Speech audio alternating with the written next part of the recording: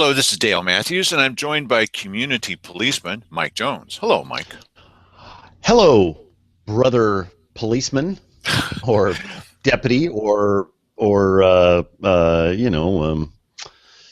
right word for it? Subordinate? Vigilante, No, etc. no. Okay, so um, yesterday we got a chance to talk with and to share with you our talk with State Senator Herman Bertschiger. And Herman Bertschiger did have some things to say about a topic that's related to tonight's topic. So we're going to start with him right away. Go ahead, Herman Bertschiger. Recently, Senate Bill 941 passed that requiring background checks. The sheriff says that he doesn't have any plans on enforcing that. How do you feel about his stance of not enforcing the law that was passed? I don't know how anybody could possibly enforce that law, to be honest with you. And I was a no on 941 for multiple reasons, and one of them was, when I look at a law, I have my checklist, and my checklist is pretty simple. Is one, do we need the law? Two, is it constitutional, both federal and state? And three, is it enforceable? And if it doesn't meet all three of those, I'm a no, because what's the point? Right. Well, those are three good rules. No matter whether you love Herman Bertschiger or not, those are three good rules. Yeah, agreed. You know what? I think far too many laws are considered because of some, Molly do-gooder attitude that people have, and they don't understand. They're adding a whole nother level of bureaucracy or a whole nother level of criteria that somebody has to meet in order to do business or something like that. They don't care about that part of the that part of the impact of a law. It's just that the good intention trumps everything. Well, now we had mentioned, and he had responded about the sheriff actually enforcing this law about background checks for firearms transfer. And does the sheriff really have the number of people that he would need to follow through with that? One of the questions that we need to ask the sheriff when we see him next, which is probably tomorrow, is, well, let's suppose that you did have the right number of people. Would you be enforcing it then?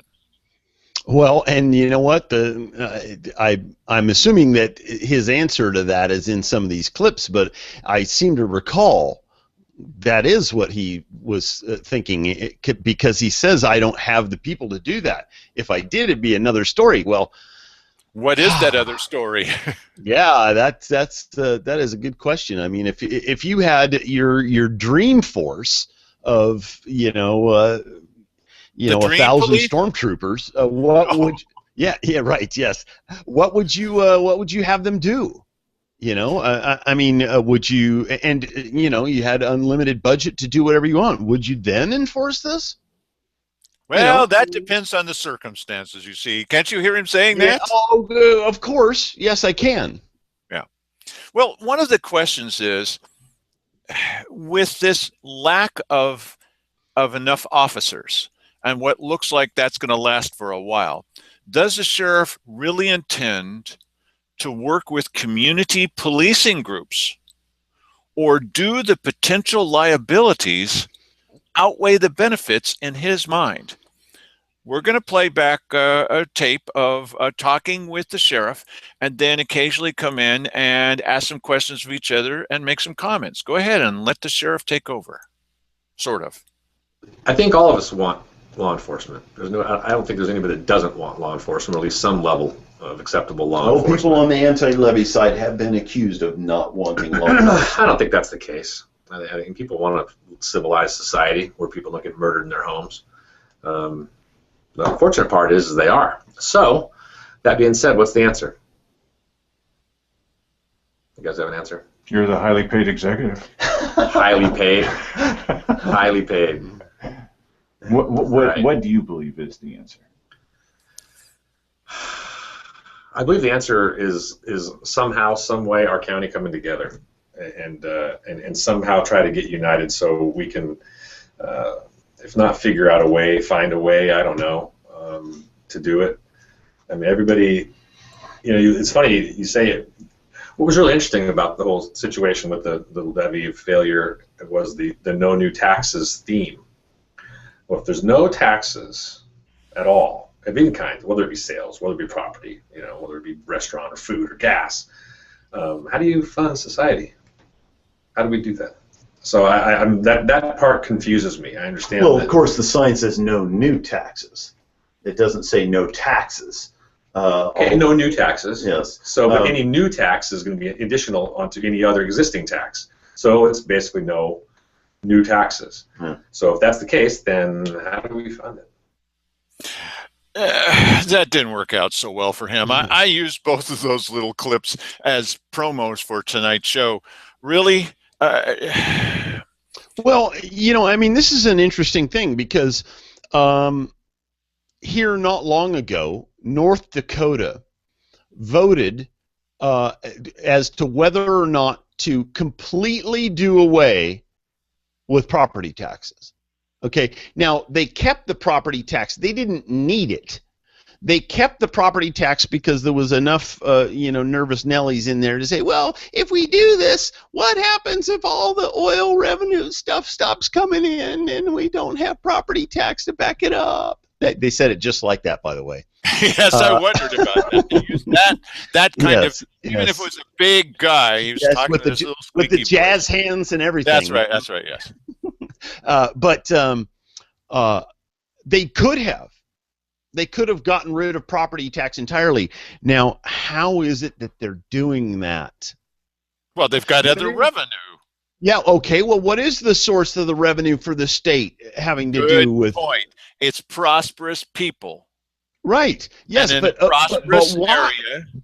Okay, so what is the avenue from where does that money come to go into? And listen, we have huge industry here if they'd let it happen.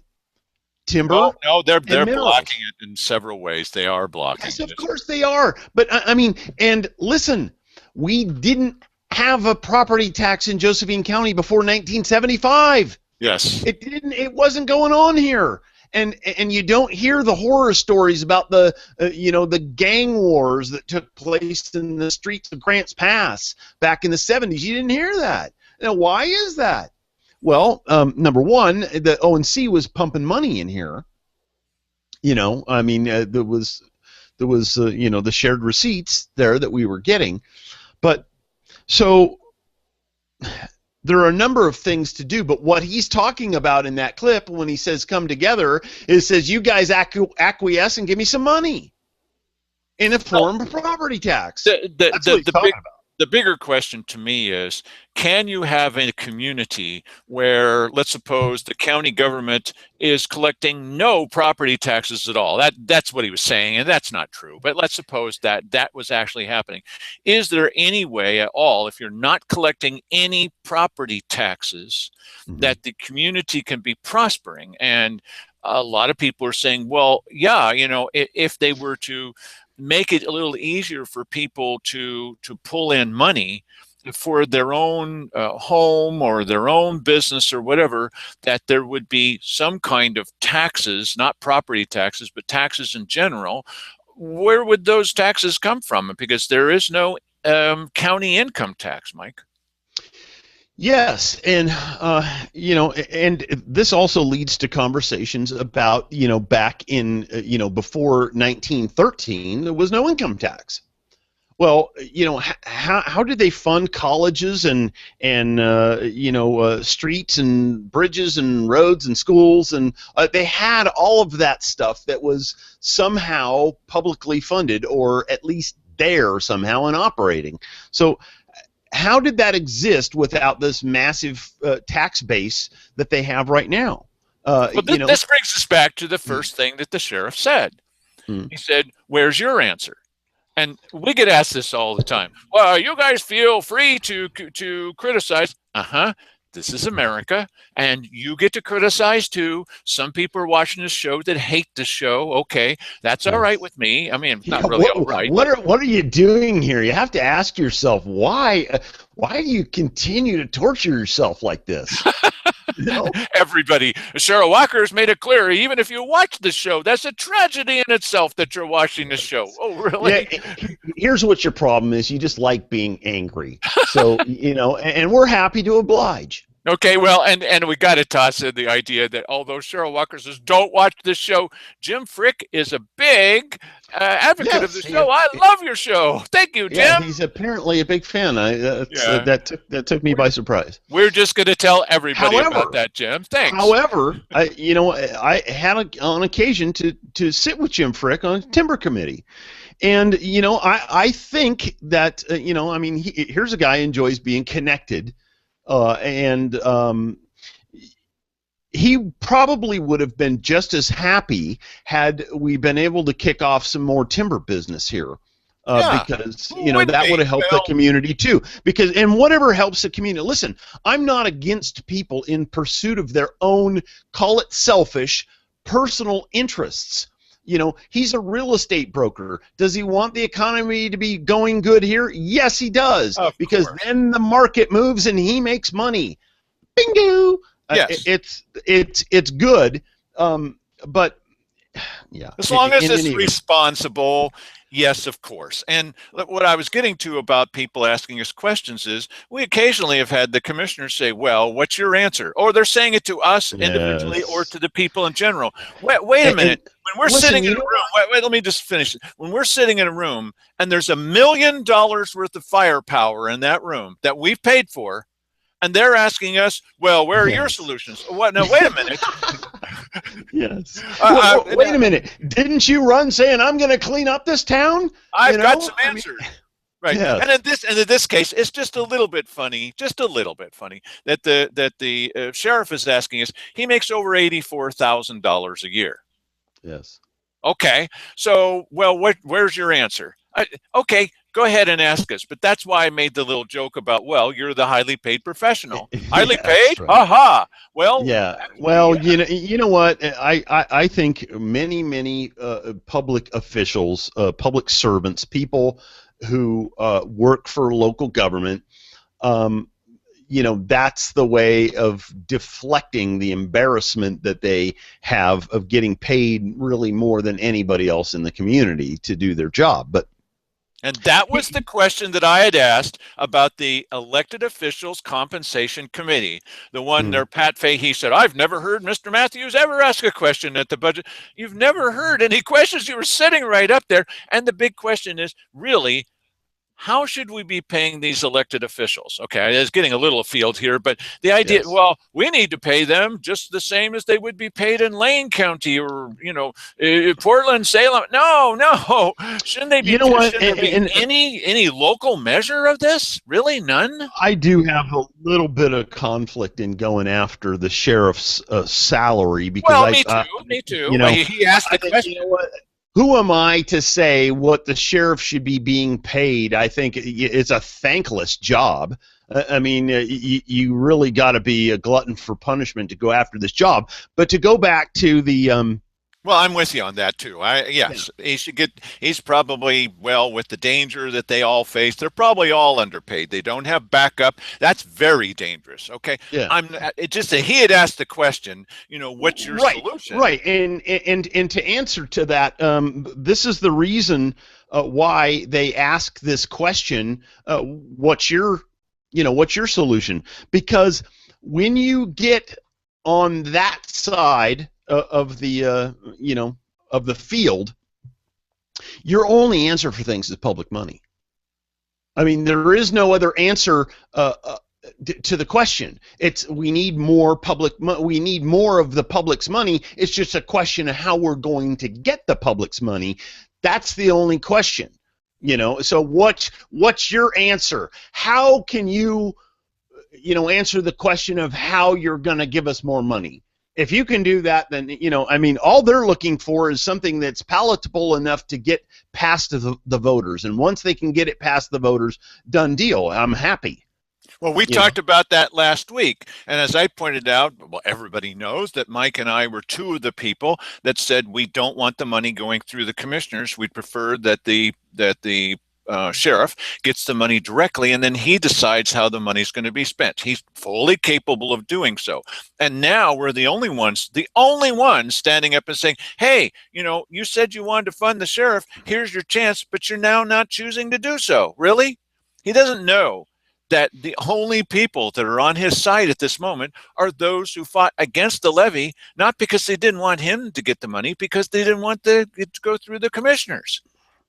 Now, they would not get their 10% skim off the top. They're totally against using this money to fund the sheriff. What happened to their emergency need? Yeah, but listen, I'll tell you what. He's stuck between a rock and a hard place because he knows, he's not going to tell us, but he knows that politically the people that he's beholden to and the union there they don't want this money going over. They want the public money. They want the money out of our pocket as an increase in property tax. That's what they want. If they don't have that, they're not interested. So he's not going to go to bat. He will take the money if somehow it can be arranged that he gets the money, because he's the guy sitting in the hot seat. He's going to take the money from wherever he can get it, but he's not going to do battle with the people who are saying, no, we don't want that because that doesn't meet our political objective. Even if his liaison is not working with him, she's opposed to him. While Simon Hare is working for his liaison guy, which is Public Works, Cheryl Walker is working against the sheriff. Okay, it still is about community policing. Okay, so let's let him have the next statement. Go ahead, Sheriff. Being that there isn't funding out there, there has to be other things that are done. Are you doing anything with some of the neighborhood watch groups, like say Gunter Ambron's people down in Cave Junction? I haven't done anything. I haven't done anything in the past couple of weeks as far as that goes. This has been. The last couple of weeks have been pretty crazy. I had a shooting out there in Selma where a guy was shot, and then we had the homicide and the double homicide. There was a rape out there in Selma. So I've been honestly very busy unfortunately, trying to address those fires. And when you're short-staffed like we are, I was out on the road.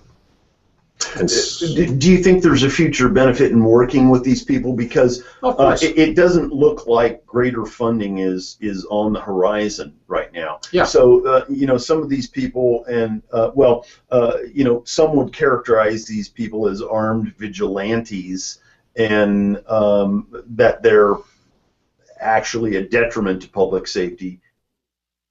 Well, yes, there were some people who said so, and there have even been some people who said that about the Oath Keepers when they were trying to stop the BLM from burning down cabins, which they have done. Maybe they shouldn't, but they have done that in the past. And so all those people were called, some people called them armed vigilantes and etc. It did achieve the goal that they had in mind.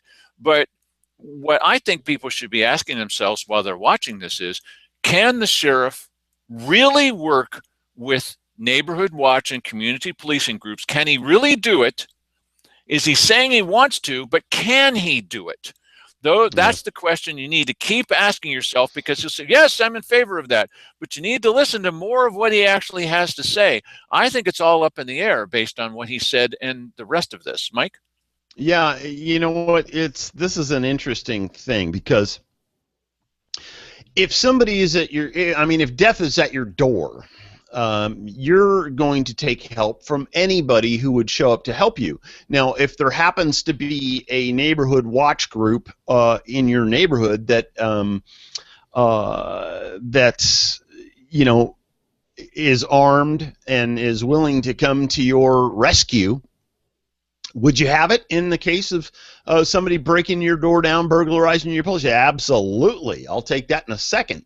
However, you come to this liability. I mean, the litigiousness of society says if something bad goes wrong, then I'm going to sue and get a bunch of money. And I don't know what you can do about that, but it certainly would be better if we had people who, because you're never, I don't care how many deputies you have on duty, you know, if you're out in a very rural part of the county, you're going to be waiting a long time for a deputy to show up, but your neighbor could be there in 2 minutes, you know. So what's the balance here? And then, of course, you're going to have nervous Nellies. I'm going to say nervous Nellies that will say, "Oh, that's too dangerous. You can't have people running around with guns. Something will go wrong. Someone will get hurt." And, you know, and then of course, you know, I mean, if something did go wrong, then of course you'd have these people coming out of the woodwork and making a big stink about it. So it's a dilemma. That's a dilemma. Well, I'd said to him in a previous one, what's the biggest mistake that people make when we're talking about ownership of a gun? And he said, shooting themselves in the leg. This is telling. I understand that he says he's completely for the Second Amendment and I'm all about that, and etc. But when it comes down to a candid response, he believes that you're not really capable of handling your weapons in many cases. He said that last week. Yeah, well, yeah, maybe so. Be fair. Yeah, Let's be fair to him. Yeah, that's a toughie. I mean, he did say if you're willing to go through the training and everything, then yeah, sure, go ahead. It's your right and all of that. But he also said that his neighbor or something along these lines, who was a doctor, you know, maybe he'd be better off with some mace. You know, I mean, a doctor's got to go to school for 10 years to become a doctor. Not educated enough, Mike. Well, I mean, I'm thinking this guy is smart enough to learn it. Listen, there's always going to be somebody who shoots himself in the leg, but you know, the vast majority of homes in this area are homes where guns are owned. Okay, so there's, you know, likely to be a gun in every home around here that you go into. So are all of these people stupid? How come we don't have a rash of leg and arm and finger and hand shootings and I accidentally shot myself in the head? I mean, how come this doesn't happen, you know, on a weekly basis? Well, I live in Grants Pass City, and I'm not convinced that most of my neighbors have guns. I'm not convinced of that. Out in the rural parts of the county, that could be true, but nobody knows. Yes. Well, I think there's something like I forget what. I mean, it's like I want to say there's like it's a very, very high percentage of homes in the United States as a whole where guns are owned, and there is hundreds of millions of guns in the United States, more than one per person. And that's just owned by Mike publicly owned. Hundreds of millions of guns just owned by one guy. I wouldn't say that. I would say, you know, by citizens. You know, it's a very, very high rate of gun ownership. It's like 93% or something like that. Well, okay. I mean, it's pretty. And no, it is. It's a really high percent. I'll have to get that because yes. I saw a story very recently that talked about that, and it's a very high rate of you know, high percentage of homes have at least one gun in them. Is the sheriff actually going to be working with community policing groups? Next question. Do you want me to play that? Yeah, I do. Okay, here we go. I think it's a good thing, to be honest with you. I think it's a good thing if you have a group of people that want to protect themselves and their neighbors. I have no issues with that at all. I was just, as a matter of fact, I have a gentleman who does all of the firearms qualifications for retired law enforcement officers who don't have to go through all the same bells and whistles as other people do. I know that North Valley Community Watch just reached out to him to assist with some training as to, you know, what they can and what they can't do, and I think it's fantastic. A more educated group makes for a better system, and I still have every intention on reaching out, but it's just crazy. It's just been crazy. You can only imagine. Okay, I can only imagine. Yeah, so he's been very busy. Okay. He mentioned North Valley. Okay, that's good. He says he really believes that this is a good policy. Keep listening. Next clip. Oh, it's Keep just listening. give me the just give me Okay, the sorry. cue. Play the tape. What are some of the potential pitfalls with working with citizens who wish to be on a neighborhood watch? What do you need to be especially aware of when it comes to working with citizen law enforcement types? Well, law enforcement and citizenry are really two totally different things per se. It's okay for you to protect yourself as a private citizen, and you have to, you know, you can as a citizen you can only make an arrest if the incident or offense occurs in your presence. So that's really important. People can't just nab somebody that burglarized a house, maybe, or they think burglarized a house 2 or 3 weeks ago. You know, they can't do that and try and provide them or produce them to a magistrate. Well, that's key. It is. It's very important. It's very important. Okay, that's very important point. You're right, Mike. You were according to the sheriff, you were only supposed to act when you've actually witnessed the thing happening. Yeah. Well, and I see that. That's the I safest way. Yeah, I see the point of that because somebody could come out and say, "Could you arrest my husband? He did such and such." Well, you don't really know that, and if you, I could see you getting into big trouble there if you acted without knowledge, actual knowledge that this person that you're arresting, committed a crime or some violation. Tell us about that Oregon Supreme Court ruling, can you, Mike? It was something in the newspaper recently. It was an Associated Press story, I believe, where the Oregon Supreme Court actually made a ruling about such things, about people who are walking, they're riding their bicycle, they're in a car, and what the police can and can't do. Did you have that? Did you get a chance to look at that, Mike? Yeah, I did. Hang on just a second here. Yes, I have it. And it's right here. Oregon Supreme Court. Cops need reasonable suspicion to ask about weapons. Police now need to have reasonable suspicion of a threat before asking someone if they have a weapon. According to a ruling by the Oregon Supreme Court, the ruling came down on Thursday. It states that that officer safety is no longer a valid reason to ask someone if they are in possession of a weapon. Medford Police Sergeant Jeff Kirkpatrick said, "The ruling does not change how the department's officers operate. You always have to have some sort of articulable circumstance in order to ask people questions about criminal activity," Sergeant Kirkpatrick said. "You can't just stop people for no reason and base that on officer safety. The ruling applies to all subject stops to include traffic, pedestrian, and bicycles." So if you think it applies to police, what about to you as a community policing person? Really? Right. Oh, yeah. No, listen. You're not even allowed to ask the person that you're talking to, do you have a weapon on you?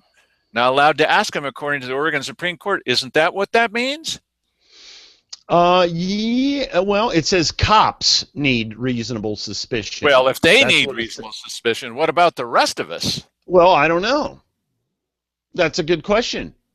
I mean, if this law that they're talking about addresses cops, does it then address persons who might be the arresting person? We're going to talk a little bit about that and what you can do and what you can't do in the state of Oregon, because here we're going to ask, what does it mean to do a citizen's arrest? What does it really mean? You're really going to arrest somebody? You haven't done that. I haven't either. Mike's only done it about once a week. But how in the world do you arrest somebody and do it legally and not get a lot of... We're going to ask the sheriff. Here we go. Here's the next little clip. Go ahead, Mike. In this litigious world we live in, if people are taking the law into their own hands or try to, it's going to go south on them. They're going to get sued civil and they're going to get sued big, probably, or worse, hurt. Well, now that's a very revealing thing to say. I doubt very much that Gil Gilbertson used to be really in favor of the idea of community watch groups, but the more times I saw him appear in front of the county commissioners, just usually in the little back room, he was getting further and further and further away from that, saying, I just really don't think this is a good idea.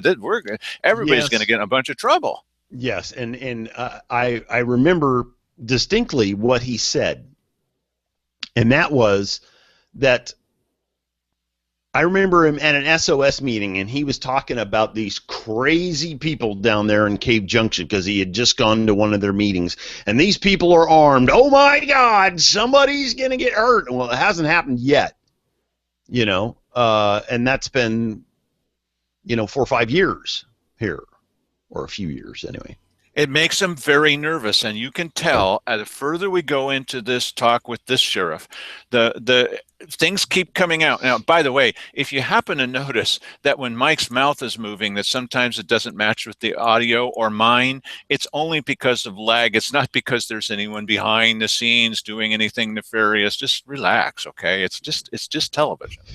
And it's just internet television. It's mostly cats and sex, and we don't have any of that on tonight's show. Play the next clip, please. We just lost half our viewership. Yeah, no cats or sex. So I think the best idea is to have to be the best witness as possible, and then contact the sheriff's office, contact 911 if there's an issue that needs that amount of urgency. Even off-duty officers are trained to, in certain circumstances, be the best witness that you can and not necessarily intervene. Depends on the situation, of course.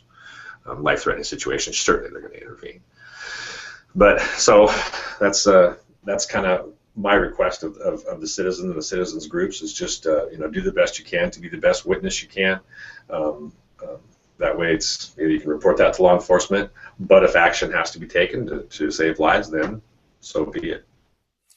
So it's interesting that the previous sheriff, Gil Gilbertson, was saying, I don't like the idea that these guys are driving around in vehicles that look like they're black and whites, or they used to be black and white vehicles, and now they're driving around and makes them look like they're some kind of officers. And do you really think that if you're thinking of going to a neighborhood watch group, that they're going to say, by the way, we're all going to be good witnesses?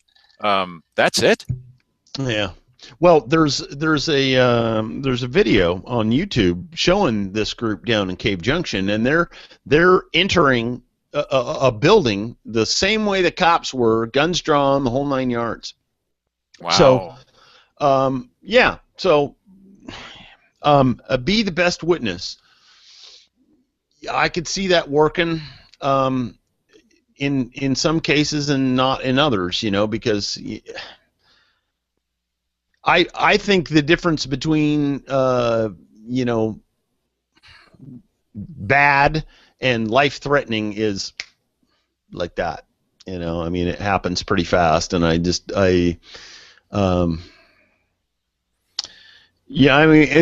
a reason why we call the cops.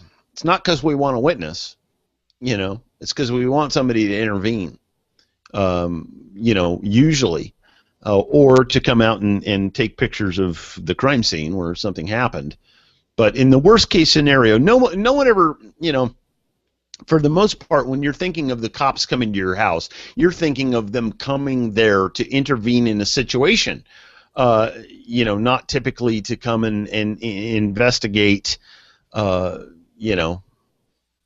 maybe you would be thinking that, but it's that's not the urgent use for police in this situation that we're talking about here. You're thinking of them intervening, and we're talking about community watch people intervening in the midst of the most dangerous of situations. And what he just said is the best role that you can do is be a good it's witness. not what you think, it's being a good witness. Let's let him talk. I saw him shoot the guy. Let's let him talk a little bit more. Go ahead, Sheriff. Play videotape. In Oregon, what is a citizen's arrest? What does it really mean? Well, it means one citizen taking a person into custody. And they're allowed to use whatever force is necessary to effect that arrest, but they must produce them to a magistrate or a police officer obviously in a timely manner. And that's that's the rules apply to that. What should the citizens say, and do they have to Mirandize the person they arrested? They're not going to get into, I would not assume they're going to get into a lengthy investigation. That's for the law enforcement officers to do. They should certainly inform them that they're making a citizen's arrest. That's all they need to say is, I'm making a citizen's arrest, or do they have to read them the Miranda? No, Miranda has to do with questioning. You have to, if they're going to be interrogated, if you have police, interrogation, and custody, those three things, then you have to read Miranda. So police is not even in there, so they can talk to the person all they want for that, but they're in custody, mind you. So. Interesting. Yeah, given that a try, I think there's a fair amount of potential liability in that as well. But if worse comes to worse, somebody's stealing stuff out of your garage, I think you have the right to detain those people and hold them until the cops come. I mean, that's essential. He agrees. If you see somebody doing something right in front of you, he's already said, be a good witness. He's already said it only really applies if you're seeing it happen. And so I asked him a couple more questions about this. Let's hear what his answers are. Citizen's arrest.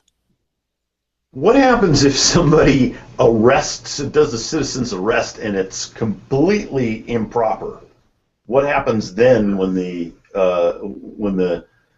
sheriff arrives at the scene? Each situation would be evaluated differently as to whether or not a citizen's arrest was effected properly, and that's the scary part for me. That's why you're best off just being the best witness, because you can potentially face not only civil action against you, likely would, but you could potentially face criminal action. Yeah, false imprisonment, kidnapping, things like that. So. That's a real thin line, and to be honest with you, I wouldn't want to be the one on the wrong side of that.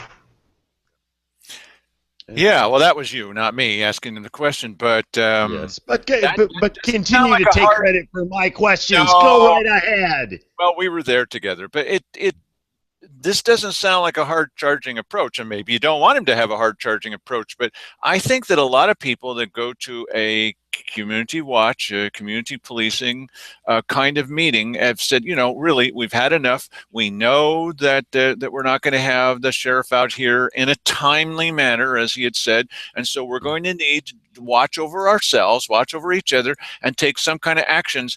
I don't think that they have in mind that they're going to go, well, let me be a good witness here, and that's it.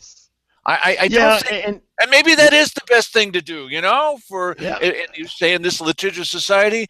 But I'm thinking there are a lot of people who are saying, I feel I need to watch more. Listen, it depends on the situation. Listen, we all have watched movies, and they always have the person is in peril, and at the last minute, the hero comes in and, he blows the bad guy away or something like that.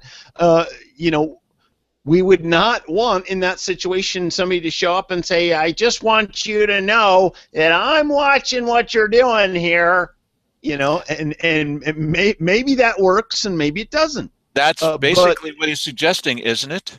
Unless it's happening right in front of your eyes and you have to take action in order to stop somebody from breaking your car window or breaking more of them or killing that person. Yeah, and I think, listen, for these neighborhood watch groups, probably the most important thing for them to do when they're setting this whole thing up is to weed out the guys who just want to go out and play cops and robbers,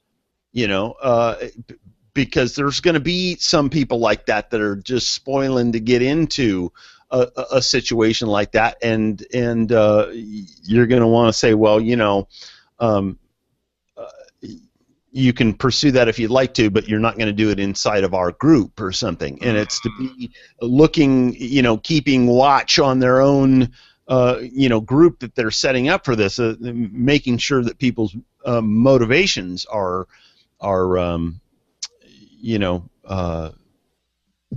I don't want to say pure, but noble.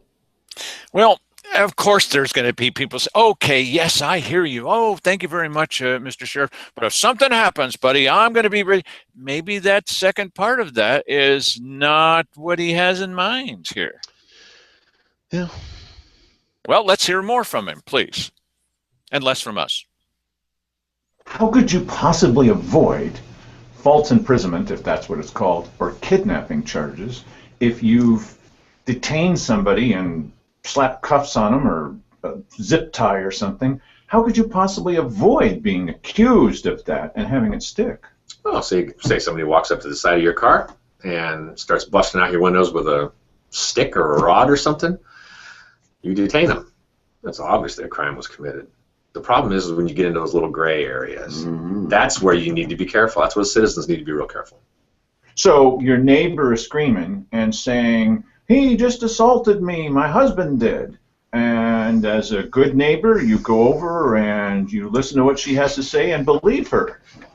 Yeah, that's not that's not a time for you to take any action. Yeah, domestics is one of the most dangerous things there is. Yeah. So.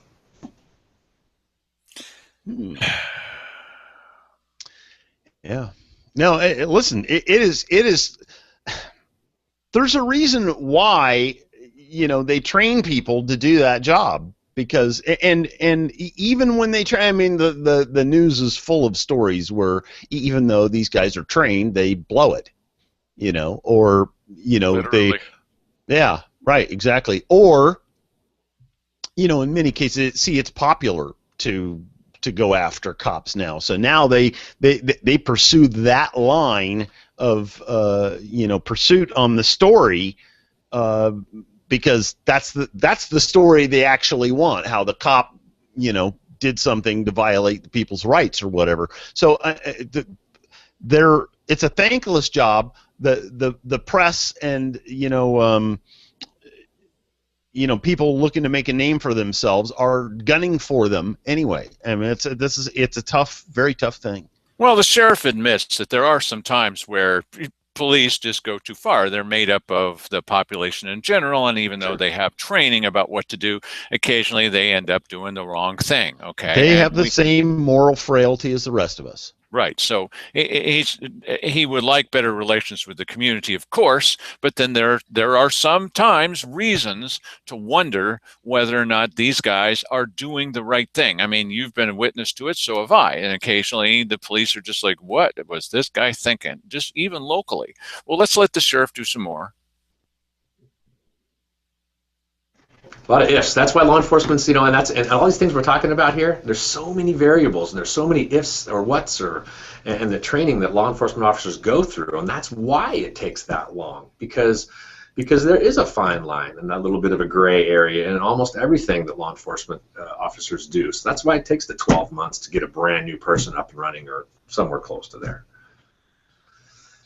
In summary, what's the biggest misperception in your mind that people have of you as the sheriff and the sheriff's department in general? What do they need to know? How can you set the record straight? What concerns you the most about people's perception of this job? We're on their side. I want them. We are on the side of the citizen. We are here for them. We are conservators of the peace. That's what we try to do. I think it's so unfortunate. There's so many incidents out there that get the mass media blow up, as far as Ferguson and the other shooting where the officer shot the guy in the back, and which was totally wrong. Mm-hmm. Absolutely. But things like that really damage the relationship between law enforcement and the citizenry. And I do anything to try and rebuild that, and I think we are trying to rebuild that. People. It's difficult. That's a hurdle, and we work on it daily. So, Mike, summing up for us as well, what do you perceive after listening to all of his responses is the sheriff's desire to work with neighborhood watch and community policing groups? What does he feel comfortable with? Yeah. Well, he said he hadn't done any in the last couple of weeks, and I'm wondering, oh, well, a couple of weeks ago, then you were doing something with him. I don't think he was then either. I don't think they're real. I don't think they're real. They would rather they were in charge of doing all of that stuff, but they just aren't. They just are not capable. They don't have the wherewithal to do that. And so I don't think, it doesn't seem like, I mean, maybe he'll go talk to them or whatever. I don't know what else that he can do in terms of working with them, or I don't know how much more he's willing to do. It sounds to me as if he can end up scaring the daylights out of some of these people. Look, yes, you can do this, and we want you to be good witnesses, but keep in mind this, and these other things are going to happen to you if you make one wrong step. Right. Yes. That's going to make you think again before you volunteer to help your neighbors, right? Yeah, it does. You know what? And listen, just having a concealed handgun license and carrying, there's a huge potential liability, and so you have to, what you're weighing there is I am willing to accept the possibility of this liability because carrying the gun may save my life or some innocent person's life. That's what you're looking at. Well, as Simon Harris said the other day, he was saying, well, it's not enough sheriff's deputies for 85,000 people. Well, even if you had 85 deputies, that's only one deputy per 1,000 people. And this may not be enough. And that's just one. That's not even backup person. So what do you need? You need 170 deputies? This is not happening. So is it really up to us? Well, inside the city, it might be a slightly different thing. But outside the city, with these distances and all, if you've got someone pounding on your door or your neighbor's door, how much risk do you want to take? As a good citizen, you're going to do certain things. This show was about what the sheriff thinks about that. So, good night and good luck. Yes.